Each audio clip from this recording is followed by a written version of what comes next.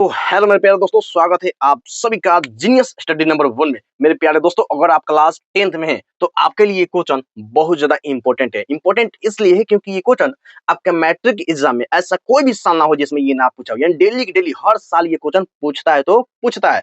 तो आपके लिए भी ये क्वेश्चन बहुत ज्यादा इंपॉर्टेंट है ही। तो आपको इस क्वेश्चन को अच्छा से समझना होगा और अच्छा से बनाना हो, और आपको पता होना चाहिए कि मैं किसी भी क्वेश्चन को बताता हूँ तो आपको तो समझ में आ ही जाता है, आप किसी और को भी समझाने लायक हो जाते हैं, ठीक ना। तो चलिए बिना टाइम वेस्ट किए इस क्वेश्चन को हम लोग पढ़ते हैं, समझते हैं और बहुत ही आसान तरीके से बनाते हैं। मेरे प्यारे दोस्तों, ये क्वेश्चन बोल रहा है कि यूक्लिड विभाजन प्रमेयिका का प्रयोग करके, यानी यूक्लिड विभाजन प्रमेयिका का प्रयोग करके 120 और 365 का मस यानी HCF ज्ञात करना है, ठीक ना। आपको इस क्वेश्चन को समझ में शायद कम आया होगा, मैं आपको समझा दूं कि यूक्लिड एगो वैज्ञानिक थे।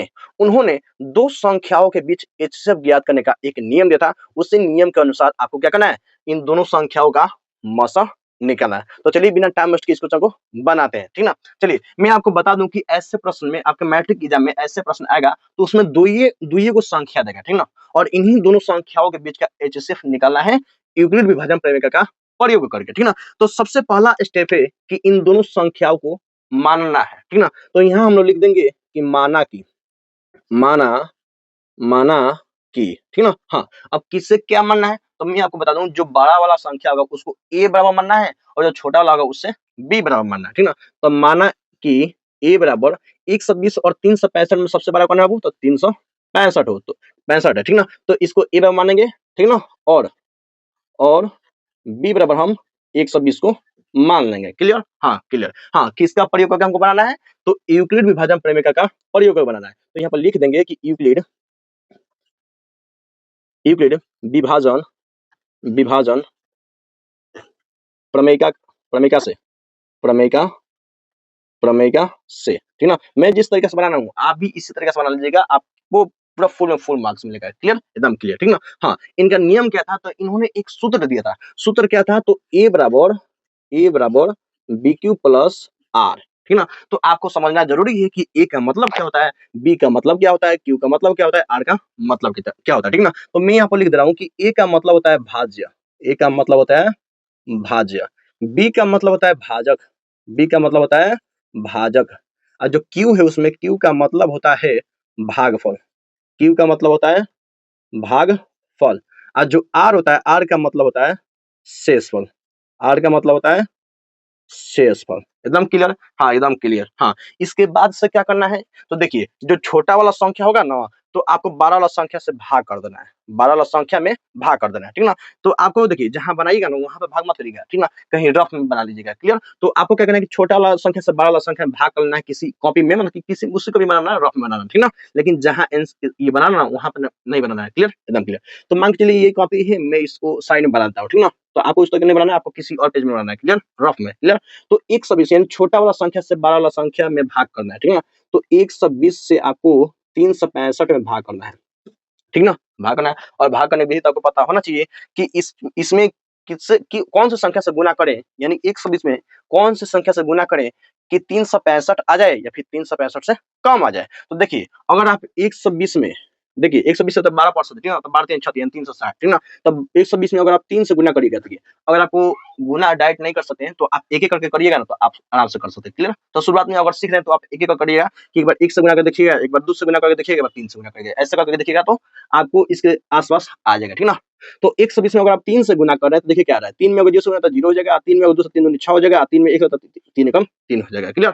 यानी देखने की 120 में अगर हम 3 से गुना करें तो 360 आ गया, यानी 365 के थोड़ा सा कम आ गया। तो कितने बार में गुना किए थे बाबू, 3 से गुना किए तो कितना आया, तो 360 आपको क्या करना है, माइनस कर देना है। तो 5 में से 0 तो 5 हो जाएगा, 6 में 6 कट जाएगा, 3 3 कट जाएगा। क्लियर? हाँ एकदम क्लियर है ना। चलिए अब क्या करना है कि इस भाग वाला चीज को जो भी है आपको इसके बराबर रख देना है, ठीक ना। मैं आपको समझाना बाबू कि a का मतलब क्या होता है भाज्य, b का मतलब होता है भाजक, और q का मतलब भागफल, और r का मतलब शेषफल होता है। तो इसमें भी समझ लेते हैं कि आखिर ये कौन क्या होता है। देखिए जो बीच वाला होता है ना वो a का मान होता है, यानी a का मान मतलब क्या, भाज्य होता है, ठीक ना।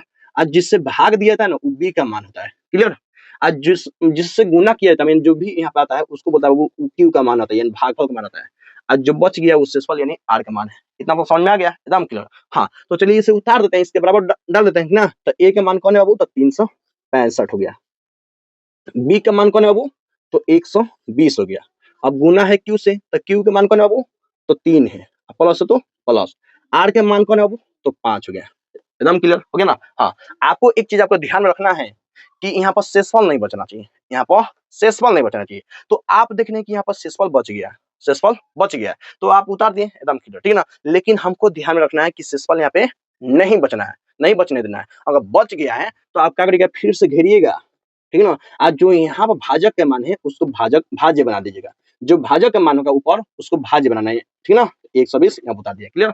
अब 5 यहाँ पे भाजक हो जाएगा और जो भाजक था वो भाज्य हो गया, क्लियर, एकदम क्लियर।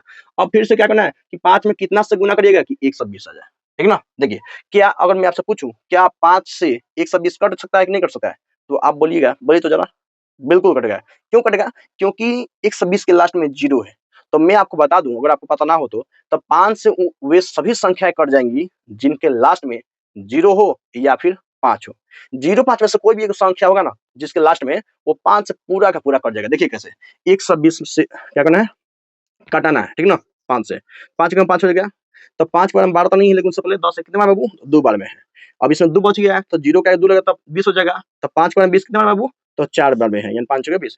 यानी 5 में अगर हम 24 से गुना करेंगे तो 120 पूरा का पूरा कट जा रहा है। तो ये पूरा का पूरा कट गया, ठीक ना। तो आपको क्या करना है, फिर इस अलग वाला भाग को क्या करना है, उतार देना है। तो ये बताइए कि ए का मान इसमें कौन होगा, तो आप बोलेंगे सर बीच वाला होता है। हाँ, तो 120 आपको क्या होगा बाबू, ए का मान। बी का मान कौन है, जो जिससे भाग दिया था कि ना, तो ये 600 पहले था लेकिन अब भाजक बन गया है, तो ये बी का मान हो जाएगा 5।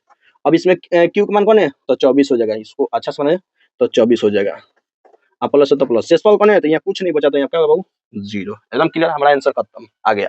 यहाँ जहाँ कटा कहानी खत्म हुआ, खत्म कहानी, ठीक है ना। अब यहाँ पर बस लिख देना है कि अतः अतः 120 और 365 का मस। अब देखिए, जहाँ खत्म हो जाए तो लास्ट में यहाँ पर 0 आएगा ही आएगा ना। तो उसके लास्ट में जो जहाँ 0 आएगा तो उसमें जो बी का मान होगा, तो बी का मान कौन है, 5। तो अब बी के मान ही हो जाएगा, क्या हो जाएगा बाबू, तो मस होगा। एकदम क्लियर। आप इतना लिख दीजिएगा तो आपको फुल में फुल नंबर मिलेगा, क्लियर, एकदम मिलेगा, ठीक ना। तो आपको अगर समझ में अच्छे से आ गया तो वीडियो को लाइक जरूर करिएगा और कमेंट बताइएगा कि हाँ सर मुझे अच्छे से समझ में आ गया। मैं आपको एक क्वेश्चन दे रहा हूँ जो कि आपको बनाकर क्या करना है, तो कमेंट बताना इसका आंसर कि इसका मसा क्या आया है, ठीक ना। तो 130 और 265 का मौसम निकालकर आपको कमेंट में बताना है कि इसका मौसम क्या होगा। तो देखते हैं कौन मेरा दोस्त, मेरे प्यारे मेरे दोस्त कौन कौन कमेंट में बताता है। तो मिलते हैं अगले वीडियो में, तब तक के लिए वीडियो को अगर मेरे चैनल नए हैं तो चैनल को सब्सक्राइब जरूर करिएगा, क्योंकि मैं क्लास 10th के मैथ के चैप्टर वाइज मोस्ट इंपोर्टेंट आपके मैथ के में जो क्वेश्चन पूछा जा सकता है, जो पूछा गया है, उन सभी क्वेश्चन को मैं लेकर आऊंगा, क्लियर, आऊंगा नहीं लेकर आ रहा हूँ। मतलब डेली डेली अब एक आपको वीडियो मिलेगा जिसमें एक क्वेश्चन को मैं बहुत ही अच्छा से एकदम सिंपल तरीके से मैं समझा कर बनाऊंगा। और मैं कुछ इस तरीके से बना भी रहा हूँ जिससे कि आप किसी और को भी समझा सकते हैं। अगर आपको समझ में अच्छे से आए तो कमेंट में जरूर बताइएगा, और नहीं है फिर भी आप क्या करिएगा, एक बार देख लीजिएगा। पूरा 100% नहीं, 1000% गारंटी है कि आपको समझ में अच्छे से आ जाएगा। हर क्वेश्चन, जो भी मैं क्वेश्चन बताऊंगा, जो भी आपका मैट्रिक एग्जाम में पूछा गया है और पूछा जा सकता है, उन सभी क्वेश्चन को मैं आपको सिखाऊंगा और बताऊंगा, और आप किसी और को भी सिखा सकते हैं, ठीक ना। तो मिलते हैं अगले वीडियो में, तब तक के लिए जय हिंद, वंदे मातरम। गर्मी है क्योंकि गर्मी के दिन आ गया है, और पंखा बंद किया हूँ क्योंकि यहाँ पे आपका आवाज, मतलब कि पंखा आवाज इसमें ना है, ठीक ना। मिलते हैं अगले वीडियो में, ठीक ना। तब तक के लिए स्वस्थ रहिए, मस्त रहिए और अपने जीवन में खुशहाल रहिए।